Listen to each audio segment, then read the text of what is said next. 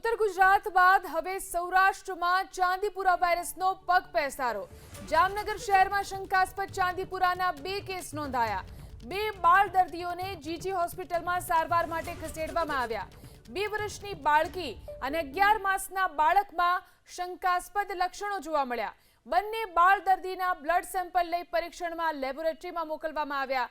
શંકાસ્પદ ચાંદીપુરાના કેસને લઈ આરોગ્ય વિભાગ પણ એલર્ટ બન્યું। બાળ દર્દીઓના સંપર્કમાં આવેલા અન્ય બાળકોના આરોગ્યની પણ તપાસ કરવામાં આવી રહી છે।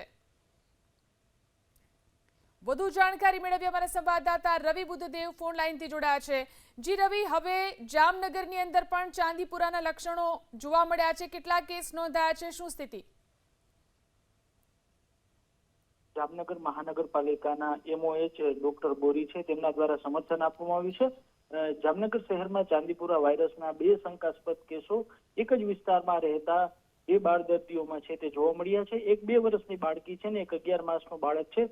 આ બંનેમાં ગત રાત્રિના આ લક્ષણો ચાંદીપુરા વાયરસના શંકાસ્પદ જોવા મળતા બંનેની હાલ જીજી હોસ્પિટલ જામનગરમાં સારવાર ચાલી રહી છે।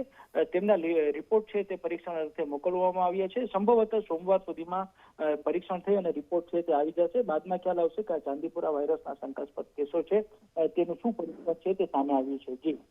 જી આભાર તમામ જાણકારી આપવા માટે। તો આ તરફ વડોદરામાં શંકાસ્પદ ચાંદીપુરાનો કેસ નોંધાયો। ગોત્રીની GMERS હોસ્પિટલમાં કેસ નોંધાયો। ભાયલીના 3 વર્ષના બાળકમાં ચાંદીપુરાના લક્ષણો દેખાયા। બાળકના સેમ્પલ લઈ પૂના અને ગાંધીનગર વાયરોલોજી લેબમાં મોકલવામાં આવ્યા। અગાઉ 3 બાળકોની શંકાસ્પદ વાયરસને લઈ અને સારવાર થઈ ચૂકી છે। તો વડોદરામાં પણ શંકાસ્પદ ચાંદીપુરાનો કેસ નોંધાયો। ગોત્રીની GMERS હોસ્પિટલમાં કેસ નોંધાયો છે। ભાયલીના 3 વર્ષના બાળકમાં ચાંદીપુરાના લક્ષણો દેખાયા। તો બાળકના સેમ્પલ લઈ અને પૂના અને ગાંધીનગર વાયરોલોજી લેબમાં પરીક્ષણ માટે મોકલવામાં આવ્યા છે। અગાઉ પણ 3 બાળકોની શંકાસ્પદ વાયરસને લઈ અને સારવાર થઈ ચૂકી છે। તો વડોદરામાં પણ ચાંદીપુરાનો કેસ નોંધાયો છે। ભાયલીનું 3 વર્ષનું બાળક કે જેની અંદર ચાંદીપુરાના લક્ષણો દેખાયા, તેનું પરીક્ષણ હાલ કરવામાં આવી રહ્યું છે। બાળકના સેમ્પલ લેવામાં આવ્યા છે અને લેબમાં પરીક્ષણ માટે મોકલવામાં આવ્યા છે।